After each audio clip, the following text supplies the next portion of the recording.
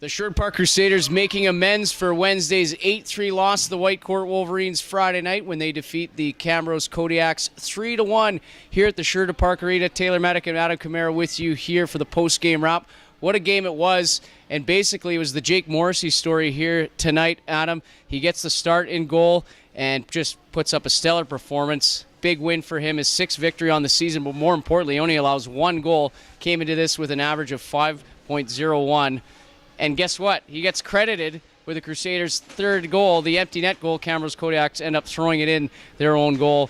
Just what a goaltending performance from him here this evening. Yeah, it was definitely his best performance of the season, and maybe even as a Crusader or even his junior career. But Jake Morrissey came out to play tonight, Taylor, and he did a very good job being steady in net. He made a couple key saves in that second period where he flat out robbed some Kodiaks players and then kept his team in that lead in the second period when Cam Regan was able to get that power play goal to push the Crusaders up to 2-1. But then in that third period, he came up huge when the Kodiaks were very, very urgent to try and get that game tied up at 2. But then the Kodiaks, with the empty net, trying to press down and bear down on the Crusaders, get a puck in on Jake Morrissey. They get the rebound, throw it all the way back into their own net, and Jake Morrissey gets credited for a goal here tonight. And for me, that's the first AJHL goaltender goal I've seen in my 4 years here. And what a sight it was. It was a feel-good moment for Jake Morrissey, and I'm sure for the rest of the Crusaders team.